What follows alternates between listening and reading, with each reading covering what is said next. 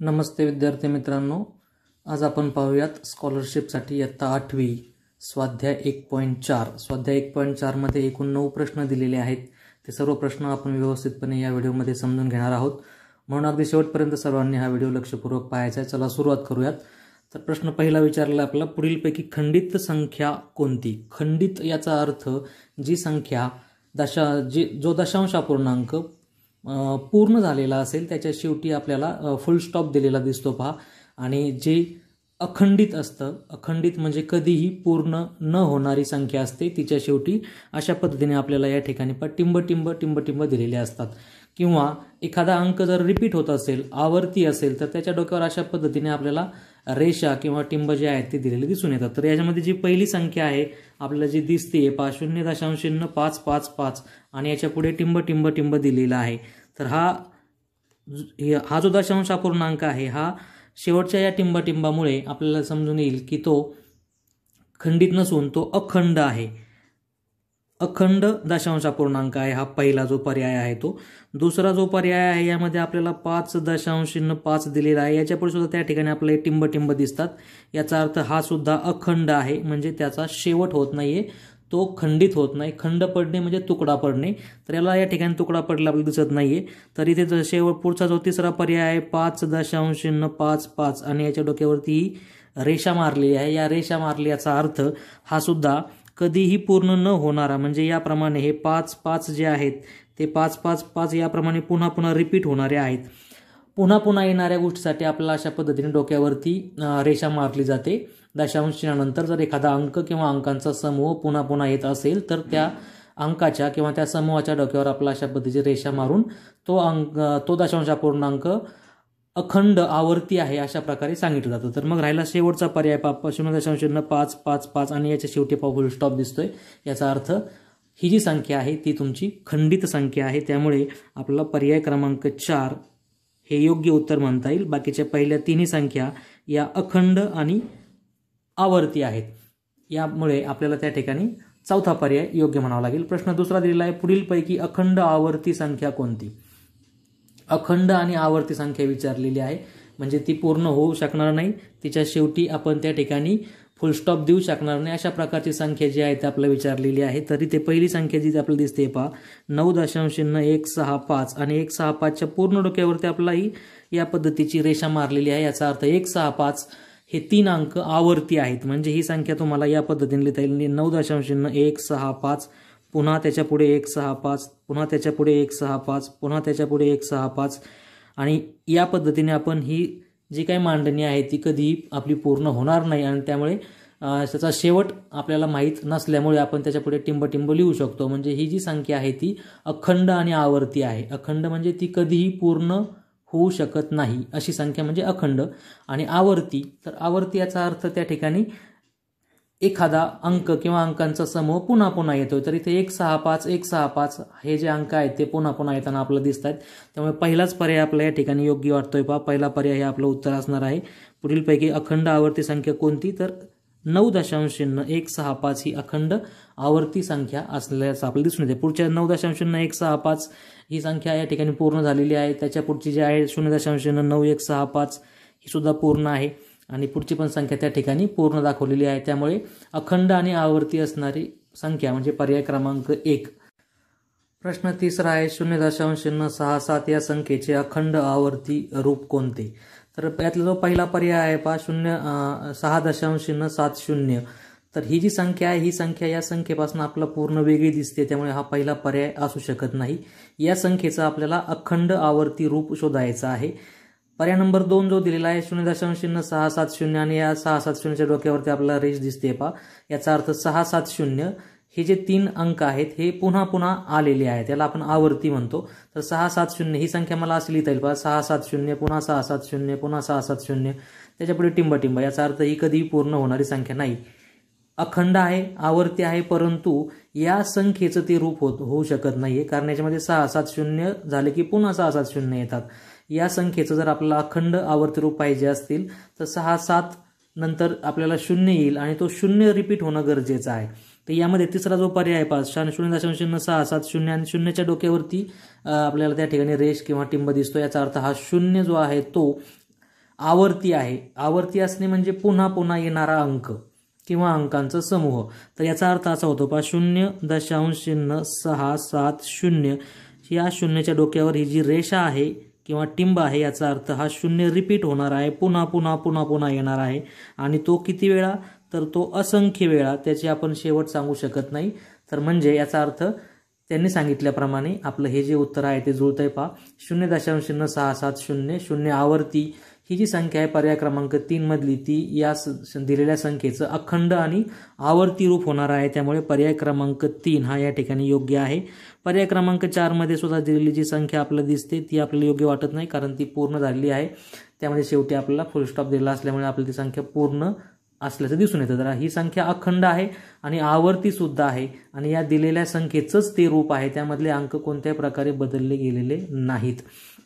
आपण जेव्हा एखाद्या दशांश अपूर्णांकानंतर शेवटी 00 लिहितो तेव्हा त्या ठिकाणी ते जे शून्य लिहिलेलं रूप आहे ते त्या पहिल्या दशांश अपूर्णांकाचं सममूल्य रूप असतं.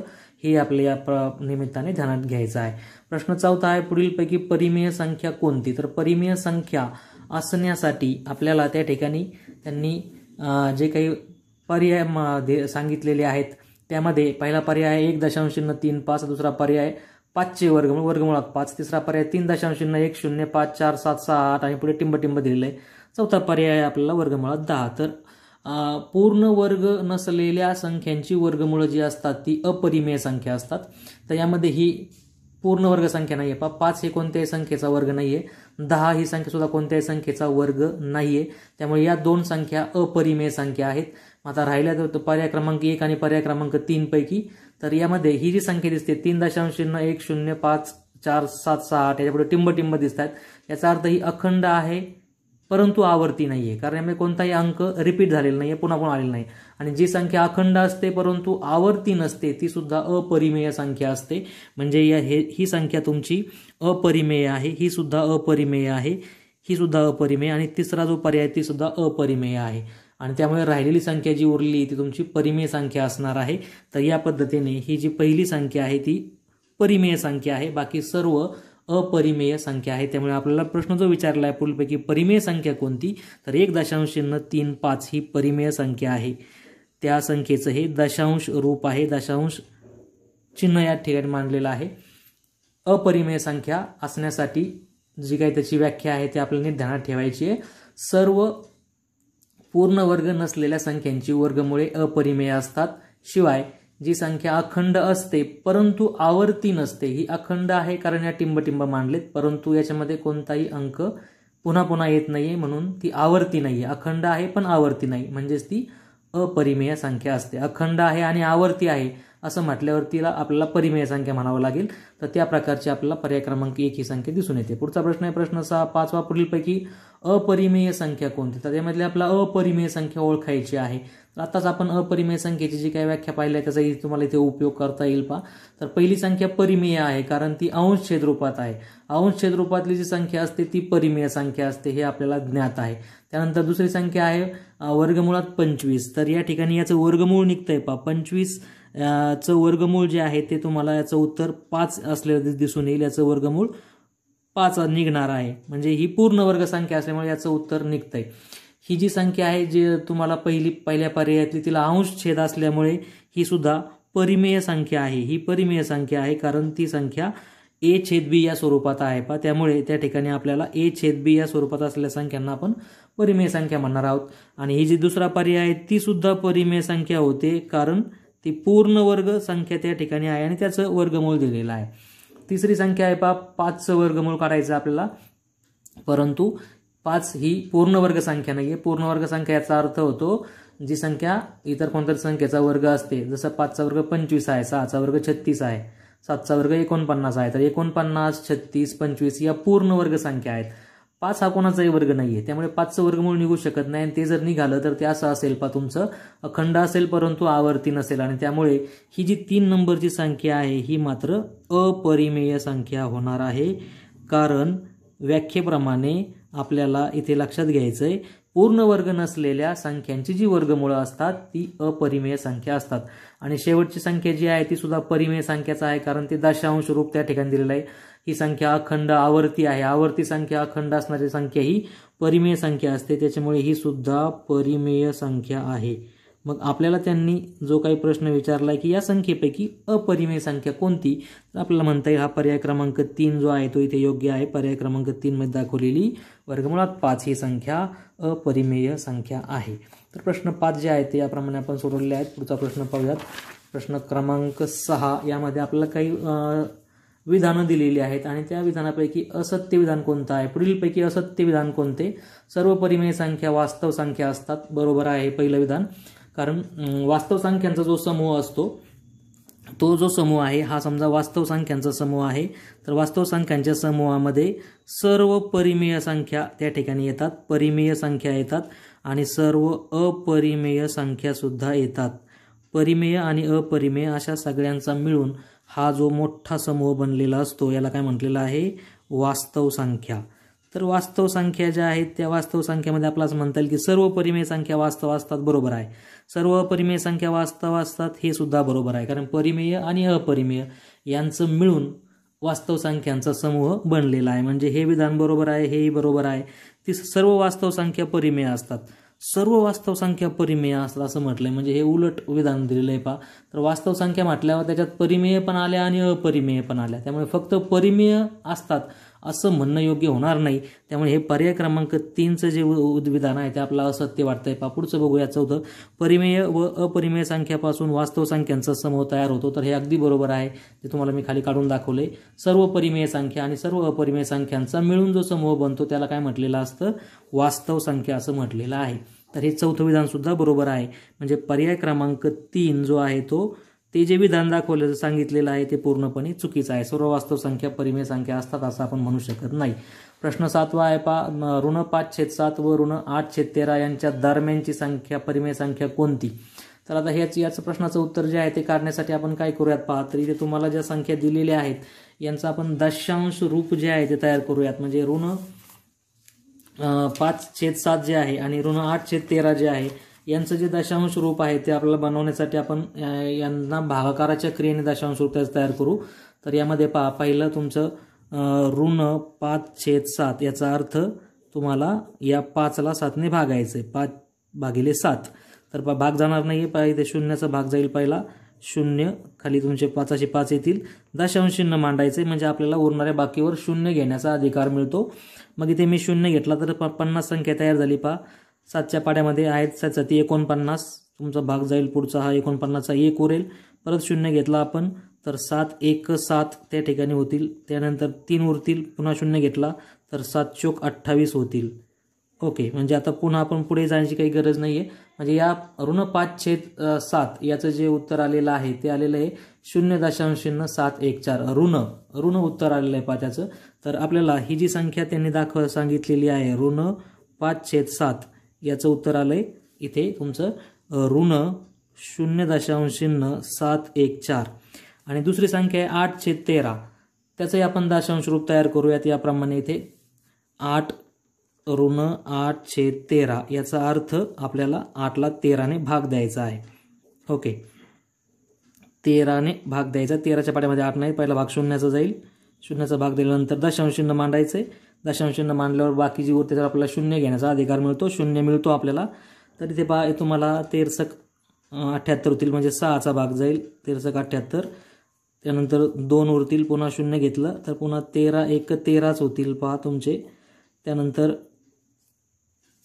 तुमचे जे 20 आहेत 20 मधनं जर आपण 13 गेले तर 7 उरत आहेत 70 आणि 13×5 65. तर तुम्हाला या ठिकाणी हा 13×5 65 5 उरतील खाली. पुन्हा आणखी भागाकार पुढे आपल्याला वाढवता येऊ शकतो, परंतु आपल्या 3 अंकापर्यंत जाऊयात आपण दशांश चिन्हाच्या पुढे.